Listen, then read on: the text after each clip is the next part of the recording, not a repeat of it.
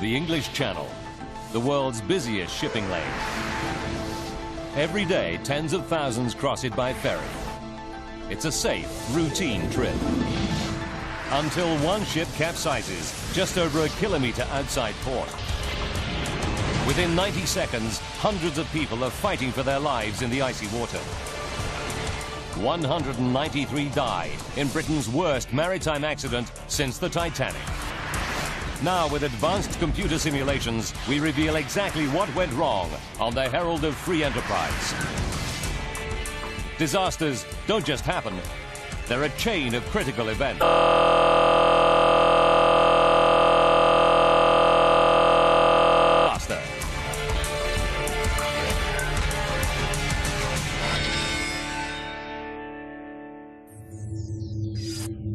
Europe, Belgium, Zeebrugge.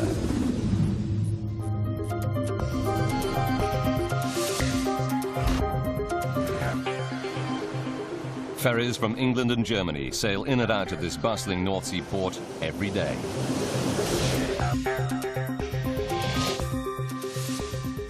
March 6th, 1987, a chilly winter's day. The Herald of Free Enterprise, an 8,000-ton car and passenger ferry owned by the European shipping company Townsend Torrison, arrives from Dover. She's made the 4.5-hour journey across the English Channel safely thousands of times. The Herald is on a tight schedule. She must complete 4 crossings every day. And between each trip, her crew must offload passengers and vehicles, clean the ship, and then reload for the next trip, all in the space of 90 minutes. Today, the Herald is just barely staying on schedule. 4 p.m.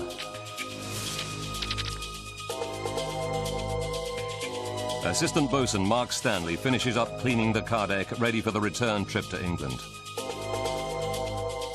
He's been on duty for more than 5 hours, but will get an hour-long break before the ship sails for home. While the Herald's crew works hard, her passengers savor the last hours ashore, enjoying the shops, restaurants and cheap alcohol of continental Europe. Most are British tourists, like 19-year-old bartender Simon Osborne. He's on a day trip to Belgium with a group of friends. We spent the afternoon on a pub crawl, you know, from bar to bar around Ostend. It was a really good day, a good lad's day out. They order one last round of drinks. Soon, they'll be leaving to sail home on the Herald.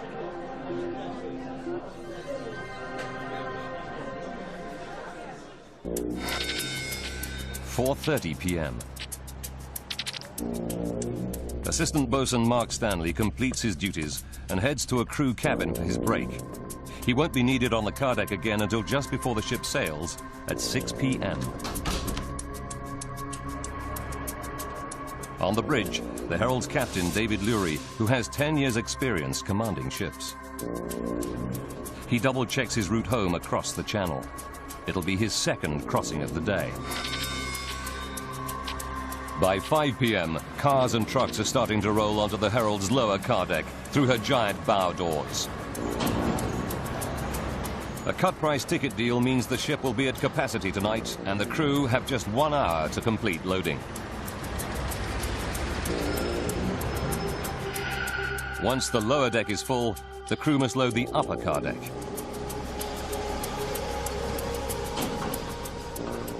But there's a problem. The loading ramp at Zeebrugge doesn't reach the upper car deck. To reduce the gap, the captain must lower the ship in the water. He does this by pumping seawater into her ballast tanks. After 30 minutes, the ship sits 1 meter lower in the water. Only now can loading of the upper deck begin.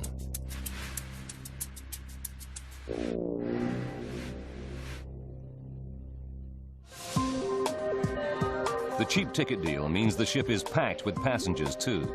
Tonight, there are 459 on board. 5:30 p.m. Michael and Maureen Bennett, their 20-year-old daughter Teresa and her boyfriend, make their way home after a day out by the seaside. Teresa arranged the outing to mark a special family occasion for her mother and father. It was our wedding anniversary on the 1st of April, and Teresa thought it'd be nice to take us out. We walked along Ostend Harbour, all around the lovely shops there. We really had a smashing time over there.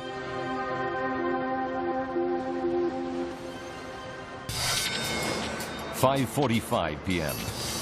15 minutes to departure. The crew struggles to load the upper car deck in time. First Officer Leslie Sable is in charge of loading, and he's feeling the heat. Turnarounds are so tight that even a short hold up here could throw out the Herald's schedule for subsequent crossings. Crew member Lee Cornelius is hard at work. It's always a bit of a rush at the end. Cars turn up just before you're sailing and fill the ship up.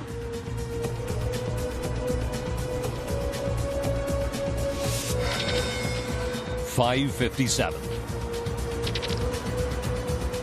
The crew finally finishes loading, but they're too late. The Herald will not depart on schedule tonight. Lee Cornelius places the safety chain across the bow doors. First Officer Sable tells Captain Lurie that loading is complete.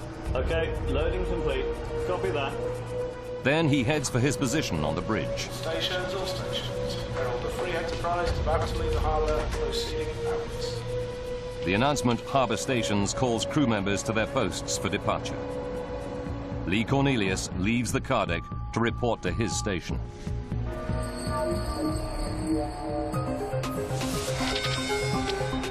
"6:05 p.m. Captain Lurie starts up the ship's 3 9,000 horsepower engines. They're 5 minutes late. But weather reports say the channel is calm with only a light wind. He might be able to make up the time on the crossing. Michael and Maureen Bennett go to the restaurant on sea deck to grab a bite to eat. Spirits are high among the homeward bound passengers. It was a happy atmosphere on board. There was, everybody had enjoyed themselves. Their daughter Teresa and her boyfriend are also on sea deck, relaxing in the lounge area. We got a drink. We just sat talking about the crossing back. I don't really like travelling on boats, so it's quite a big thing for me to travel out there anyway. The Herald steams out of Zeebrugge Harbour. She's now heading out into the icy waters of the North Sea. 19-year-old Simon Osborne leaves his friends in the cafeteria. He goes to the perfume counter on sea deck to buy a gift for his girlfriend. 6:24 p.m. As the ship approaches the outer harbour, Captain Lurie accelerates up to 18 knots, the maximum speed permitted. There's a party atmosphere among the homeward bound passengers. Then, out of the blue, the ship lurches violently, throwing Simon Osborne off balance. Very suddenly there was a jolt, and the woman turned round and kind of stared at me and started screaming.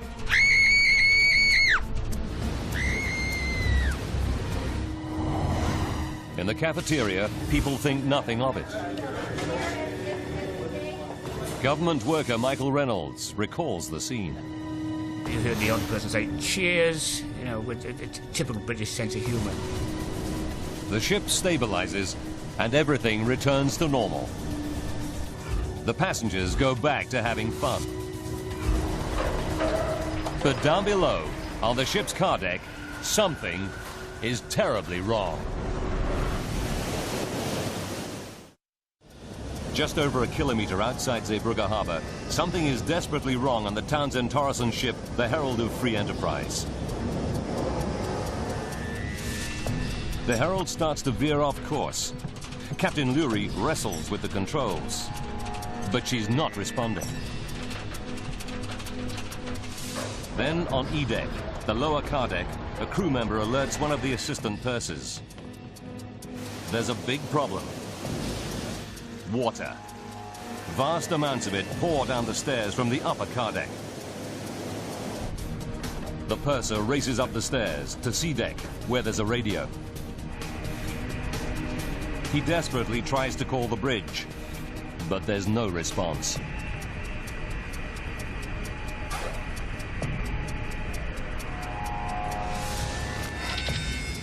(6:28 p.m.) Now, a massive jolt. This time the ship tilts a full 30 degrees to the left. Before Captain Leary can issue a mayday call, the tilting ship throws him to the floor. The fall knocks him unconscious. As the ship tilts, English couple Michael and Maureen Bennett struggle to hold onto their table in the cafeteria. The sensation you get is like somebody's pulling a rug from underneath you. You can't get any foothold, you can't hold on to anything. The 8,000-ton ship now starts to roll over. 19-year-old Simon Osborne loses his footing. I was sliding down. It was as if literally the world had been turned upside down. The only thing that was stopping me from going over, because the tables were strapped to the floor. If the tables had shifted, I would have gone. As the Herald of Free Enterprise capsizes, there's a terrible grinding noise. Now the seawater breaks through the ship's portholes. I was standing there, rooted, staring at this wall of white water coming towards me. And I thought then, you're going to die. The ship's sinking, and you're going to die. Thousands of tons of water gush into the ship under huge pressure. It's just like having a fire hose fitted on you, really. It just pushed you back up the boat.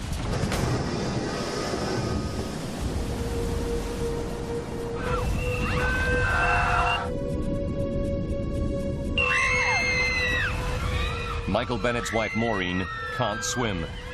He's desperately trying to keep her head above water. But the rushing torrent makes it harder and harder for Michael to keep his grip. I really, really panicked. I just panicked. I knew I was going to die. I had Maureen, my hand on her bra and her clothes, holding on tight to her. And that's the only way I could keep hold of her until that water had settled down. Otherwise, she would have been gone. The ferry's entire left side sinks into the North Sea, leaving only its right flank visible above the water. In a stroke of luck, the ship comes to rest on a sandbank. The sandbank stops it from sinking further, at least for now.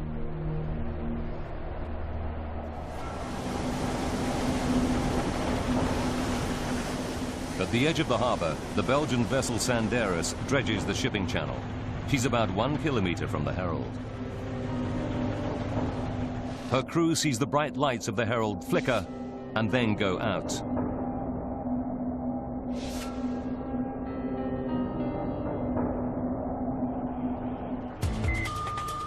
They radio Zeebrugge port controller Guido de Ruder. De Ruder immediately issues a mayday, requesting all nearby boats to rush to the aid of the stricken ship. Andre Papp is the skipper of the tugboat Seahorse. As soon as he receives the port controller's call, he and his crew rush to the ferry.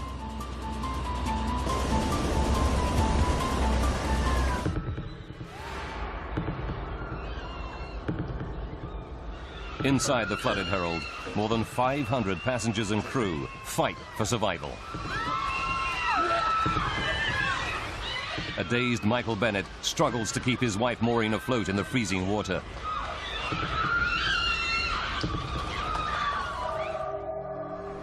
The Bennett's daughter Teresa finds herself alone in another part of the ship. Her leather coat fills with air and acts like a makeshift life jacket.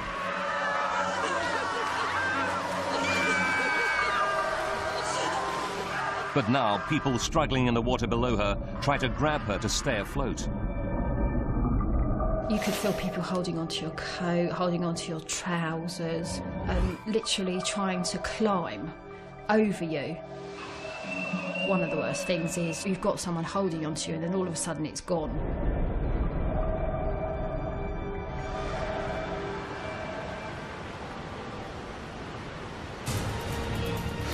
Passengers who manage to survive now face another deadly enemy, hypothermia. You start to think, are you going to get out? Are we going to die? The North Sea water is just a few degrees above freezing. At these temperatures, most people will lose consciousness in just 20 minutes. Mayday relay. Ostend radio. Mayday message number 1. A glass partition traps government employee Michael Reynolds. To keep his head above water, he stands on the side of a chair fixed to the floor. Water inside the ship continues to rise rapidly. There was no more than 18 inches of air. And I remember thinking, if we go any deeper, then you know, that is it.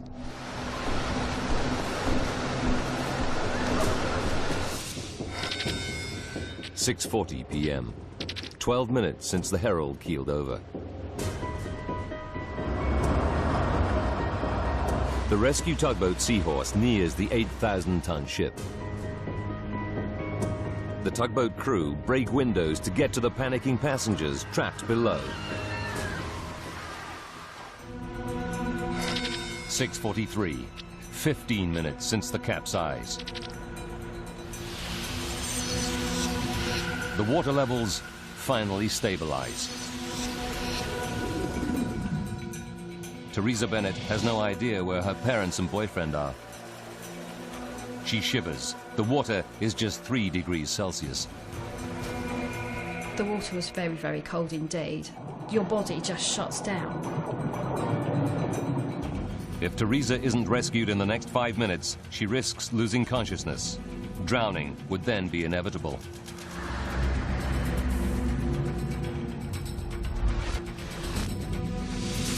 Towards the stern of the ship, Teresa's parents also struggle against the cold. 35 minutes after the Herald capsizes, Coast Guard helicopters help pick up survivors. Rescue ships continue to arrive. Local divers turn up to offer help. It's extremely dangerous to dive inside an unstable ship, but they know they are the survivors' only chance.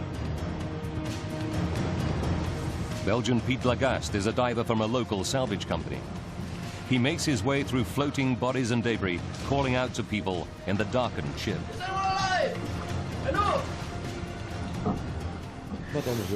With the lights, we saw that the people in the water were moving.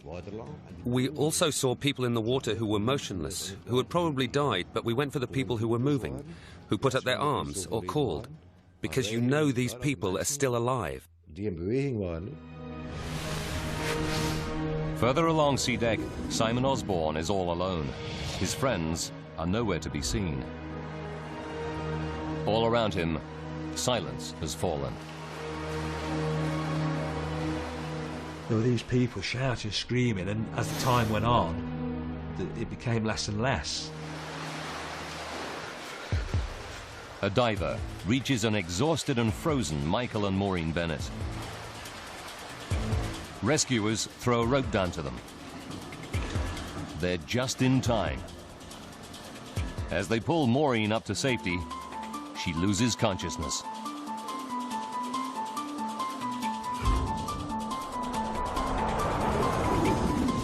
Michael Reynolds is trapped behind a glass partition. He hears rescuers in the distance, but they can't see him. And then, a glimmer of hope. A rescuer appears on the other side of the glass. And he threw himself onto the glass a few times, and eventually the glass shattered.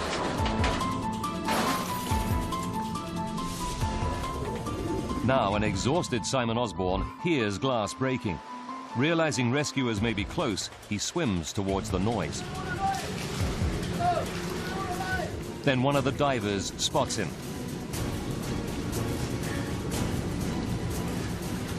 It was on being pulled out of the ferry that I kind of let go, and it's a dreadful state of shock, you know.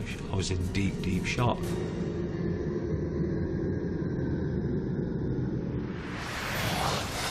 "9 p.m. It's 2.5 hours since the Herald capsized. Divers are still finding survivors. But dead bodies are starting to outnumber the living. 11:30. Diver Pete Lagaste has now been on the Herald of Free Enterprise for 4.5 hours. He's losing all hope of finding any more survivors. On shore, 35 ambulances rush the wounded to nearby hospitals. Just hours earlier, Maureen and Michael Bennett were celebrating their 9th wedding anniversary. They now lie side by side in a hospital ward with serious injuries. Maureen is frantic with worry about her missing 20-year-old daughter, Teresa. I still was worrying where the heaven Teresa was. I just couldn't get that out of my mind. Where was she? Where was she?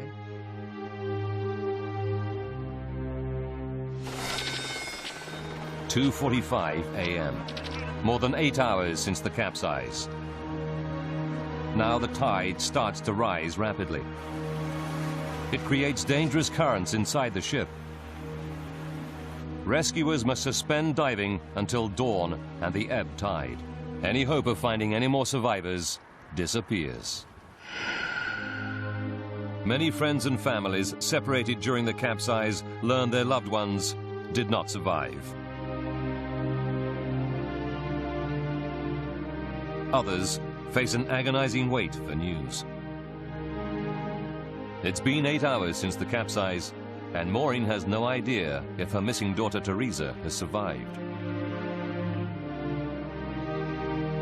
She repeatedly asks hospital staff and reporters if there's any word. Then the hospital chaplain arrives with news. I have good news. I've just heard that she's alive. She's well. Like, she was alive. She was alive. Teresa is. Teresa. Thank God. Oh, I was so pleased. I cried, and we were so pleased. Against all the odds, Teresa survived for an hour in the freezing water. She has serious injuries, but makes a full recovery. Her boyfriend, Mark, was also rescued in time. News of the disaster flashes around the globe. Drama at sea. A massive rescue effort is underway tonight off the coast of Belgium as hundreds of passengers aboard a capsized ferry boat are missing in frigid waters of the English Channel. The scale of the disaster shocks the world.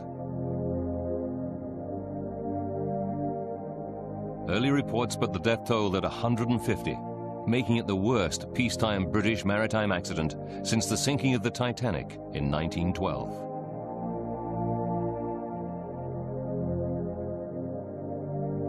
As dawn breaks, stories emerge of miraculous survival and heroic actions by passengers and crew. One man acts as a human bridge so that others can escape.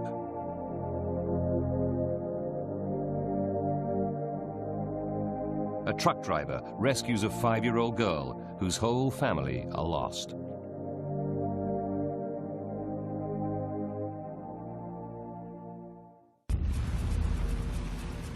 The disaster is unimaginable. How could a modern 8,000-ton vessel sailing in perfect conditions capsize in only 90 seconds just over a kilometre out of port? As the Herald is a British vessel, the UK government's Department of Transport hires the investigators. Ian Dann, one of Britain's leading naval architects, has been investigating marine accidents for 32 years. The scale of this tragedy shocks him. I think this was one of the worst disasters that I've ever had anything to deal with, because there were people who had walked on board that ferry, and within 20 minutes of the ferry leaving port, they were fighting for their lives. Dan must find out exactly what happened on the night of March 6th to ensure that such a catastrophe never happens again. Now, by rewinding the events of that fateful night and by going deep into the investigation, we can reveal what really caused the Herald of Free Enterprise to capsize. Advanced computer simulation will take us where no camera can go, into the heart of the disaster zone. day after the tragedy, investigators take a boat out to the capsized Herald. It's a shocking sight. The ship appears to be intact. On the ship's visible side, they see no immediate sign of collision or damage. But what they see at the Herald's bow astounds them. The huge bow doors that allow vehicles on and off the ferry are wide open. It's clear to the investigators that water must have poured through these gaping doors. The media dubbed the open bow doors the doors of death. Ian Dad's team need to find out why the doors are open. We thought at the time that perhaps she might have hit something which would have caused it to capsize, or she could possibly have got very close to one bank or other of the approach channel to Zeebrugge. The team know that the Herald came to rest on a sandbar about 1 kilometre from the harbour entrance. There are several of these underwater obstructions just outside Zeebrugge. To avoid them, ships follow a marked channel 900 metres wide that port authorities keep clear by constant dredging. So did the Herald collide with the sandbar, causing fatal damage to her bow doors? Investigators discover that the Zeebrugge Port Authority routinely tracks all ferries by radar up to about 3 kilometres from the harbour. It shows the Herald going off course in her final moments, but the radar data reveals that she doesn't hit the sandbar. In fact, as she capsizes, she settles onto it. The ship veers off course because she was already in trouble.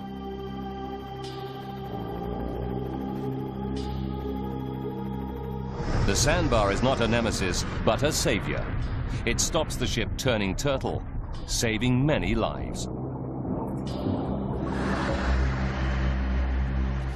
Investigators realize the theory that the bow doors were damaged by a collision is a dead end. Herald of Free Enterprise. They interview Port Authority personnel on duty the night of the disaster. It gives them a new lead. Port Controller Guido de Ruder relates a strange report he received from the captain of the dredger Sanderus 20 minutes after the Herald left port. He told me that he could see lights, and he thought that the bow doors were still open, that he could see cars and trucks through the bow doors. It's staggering news. It appears to investigators that the Herald actually left port and set out to sea without closing her bow doors. How could this happen? To find out, they question surviving crew members who worked on the car deck that night.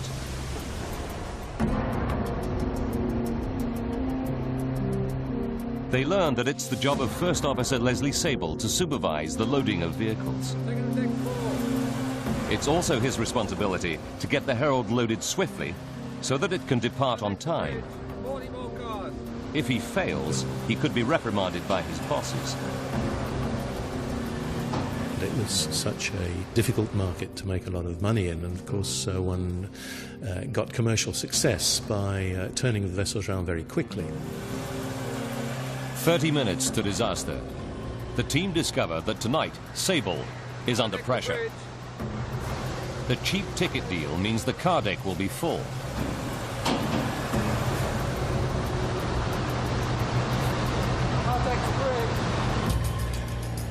As the last car rolls onto the ship, the call is announced for harbour stations. Stations, all stations. Herald of Free Enterprise, about to leave the harbour, proceeding outwards. This is the signal for crew to go to their positions for departure. Lee Cornelius's final duty on the car deck is to put a safety chain across the bow doors. First Officer Leslie Sable hurries to the bridge. They're now 5 minutes behind schedule. He is the last to leave the lower deck.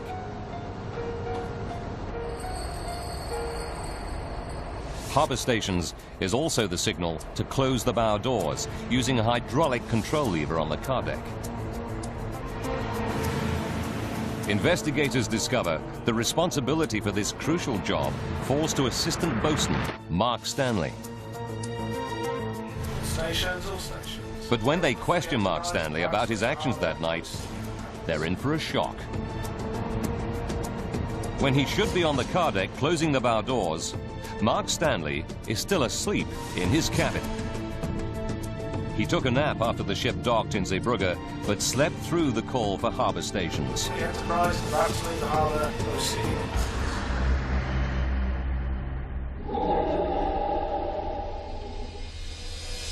But the investigators are puzzled. Why does no other crew member notice that the bow doors are wide open and raise the alarm? They learn that who closes the doors and when is a hit-and-miss affair, as crew member Lee Cornelius recalls. Sometimes when we left and completed loading, one of the guys on the main deck would shut the bow doors. But that night we didn't. We just left them open and expected Mark to come and shut them when we'd finished.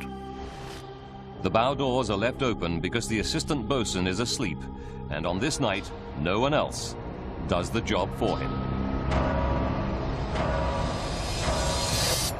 The investigators find that there is no fail-safe system for closing the bow doors. Although it's Mark Stanley's job to shut them, it should be double-checked by First Officer Leslie Sable. But in the race to stay on schedule, it was normal practice for the First Officer to leave the car deck before the doors were closed. The officer who was to have done this checking had to also at that time be on the bridge, so he had to be in two places at once, which of course was impossible. Dan and his team discover another major flaw in the system. The captain cannot easily see the bow doors from the bridge.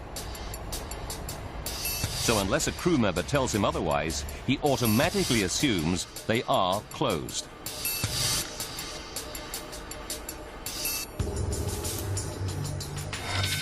"23 minutes to disaster. Captain Lurie backs out of berth 12. He's totally unaware that no one has closed the 5-meter bow doors on the car deck.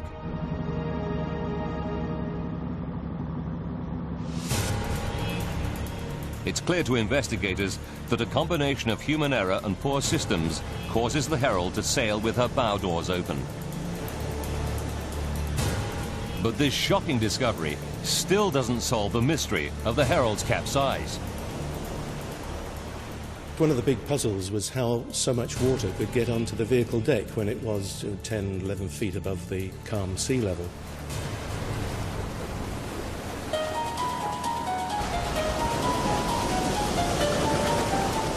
It would take thousands of tons of water to capsize a ship the size of the Herald. But the bow doors to her car deck are sighted nearly 3.5 meters above the waterline. Investigators suspect that in calm seas, they should be well beyond the reach of any waves. Then they discover that 4 years before, the Herald's sister ship set sail from Dover with her bow doors open. And yet she survived without incident. It confirms their suspicions. Even with her doors open, the Herald should have made it safely across the channel. So why didn't she?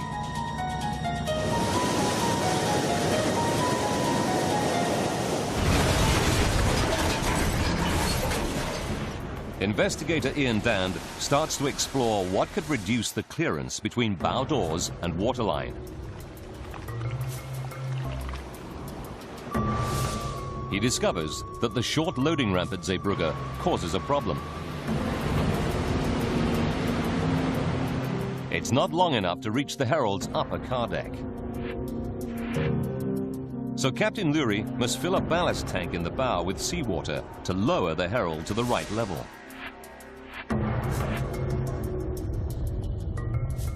This makes the ship sit 1 meter lower in the water at the bow.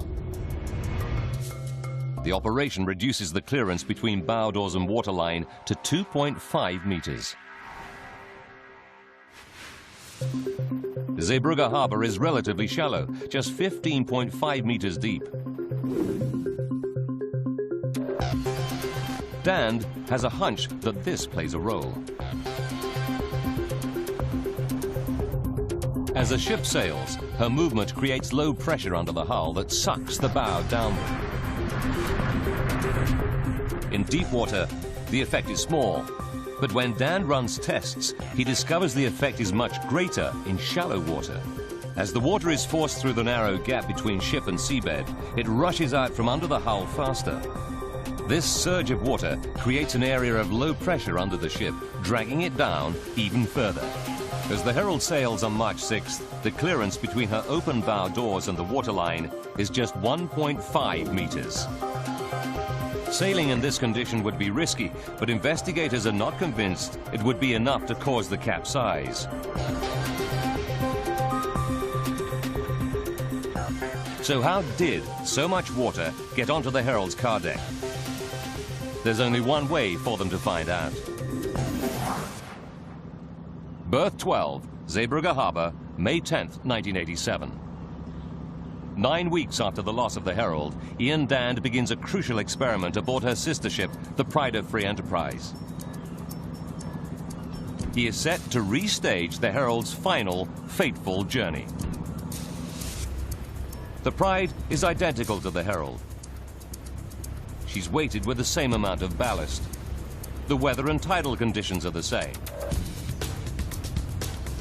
The Pride maneuvers through Zeebrugge Harbour at a normal departure speed of 10 to 15 knots. Her bow doors stand 1.5 meters clear of the waterline, just like the Herald. As she sails, she creates a wave at the bow, but it breaks well below the bow doors. Next, Dan wants to see how high the bow wave gets as the ship accelerates. A bank of video cameras capture the wave from every angle.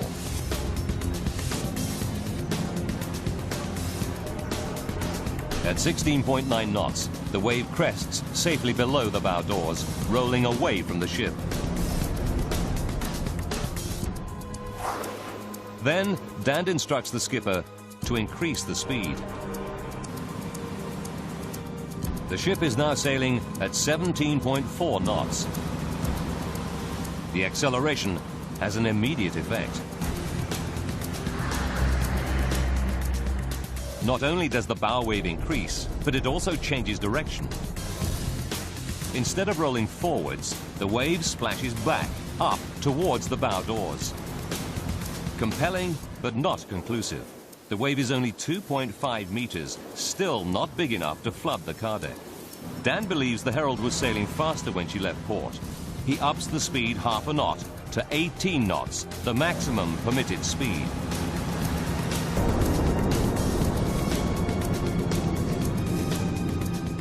Suddenly, the wave balloons wildly. It is now almost 4 meters high, big enough to engulf the bow doors. On the Herald, water would be cascading straight onto the car deck. I was horrified to see the amount of water that came over the bow of the Herald on the full-scale trial. Dand is an experienced naval architect, but he has never seen a bow wave behave in this way. He turns to computer and physical models to try to explain the phenomenon. And he finds that once again, the shallow waters of Zeebrugge's harbour hold the key. Like all ships, the Herald throws up a bigger bow wave in shallow water than she does in deep water. It's called shallow water effect. The effect gradually becomes greater as the ship increases her speed. But the models confirm that when the Herald reaches 18 knots, it triggers a step change. There is a huge leap in the size of the bow wave.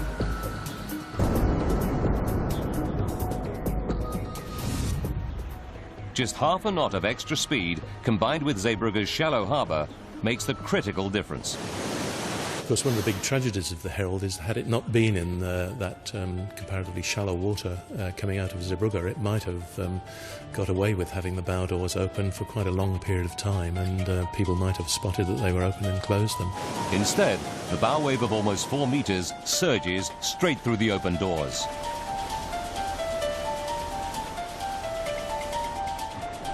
Dan calculates that 2,000 tons of water flood onto the Herald's car deck in about 30 seconds. Even this much water shouldn't sink such a large ship. What is the fatal weakness in the Herald's design that makes her capsize in just 90 seconds? Investigator Ian Dand has proved that 2,000 tons of water flooded onto the Herald's car deck. He knows that even this much water shouldn't be enough to sink a large ship. That's because traditionally, ships are divided into watertight compartments below the waterline. But the Herald's design is different. She has a huge open car deck with no dividing walls, so vehicles can easily drive on and off. It allows quick turnarounds at port in what is a highly competitive market. But the Herald's greatest commercial strength ends up being her downfall.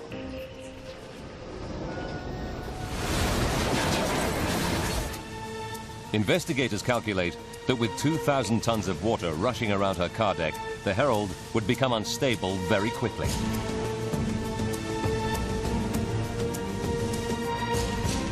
As the Herald sails, she naturally rocks from side to side. The water surges to the lowest point, making the ship tilt. At first, the ship's huge buoyancy allows her to recover.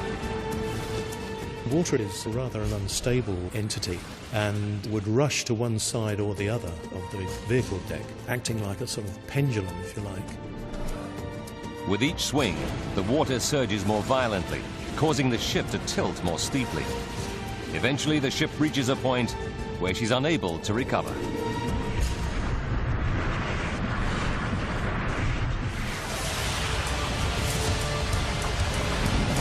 For Ian Dand and his team, it's the final, crucial piece of evidence. Now they can piece together the precise chain of events that left the passengers and crew of the Herald of Free Enterprise seconds from disaster. 4 minutes to disaster. Unaware that the bow doors are wide open, Captain Lurie ups the Herald's speed half a knot to 18 knots.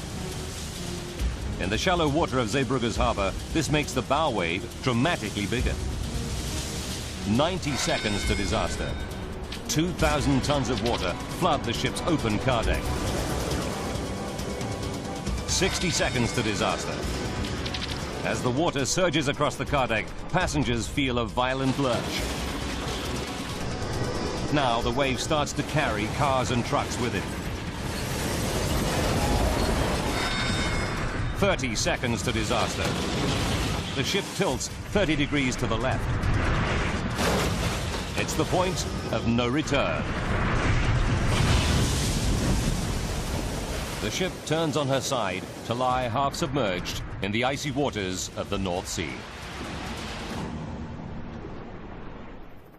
7 weeks after the tragedy, salvage tugs tow the Herald to port. The final death toll is 193, including 38 crew members. The investigators' final report finds that the Herald's loss is largely down to human error. Captain David Lurie is suspended for a year. First Officer Leslie Sable for 2 years.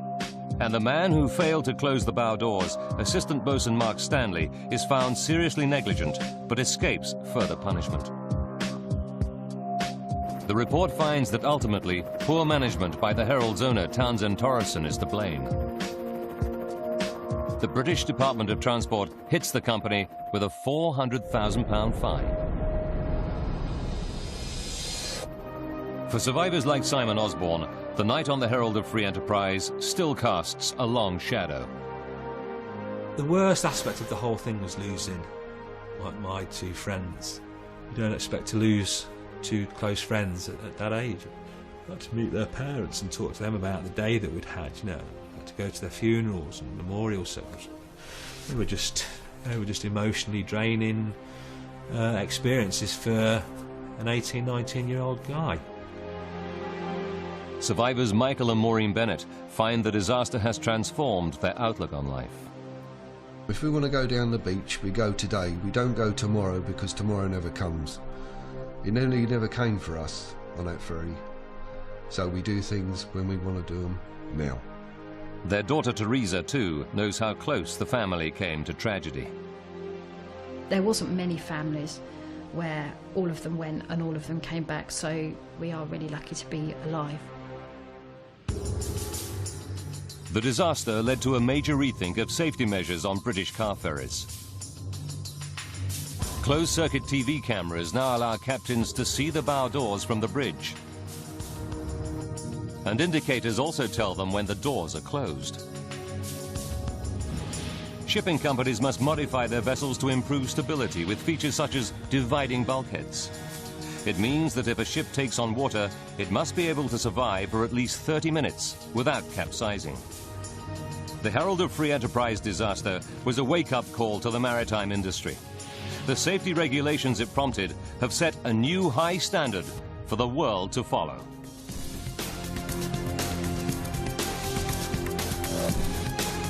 Seconds from Disaster returns at the same time tomorrow. After the break, we examine the legacy of the Japanese attack on Pearl Harbor.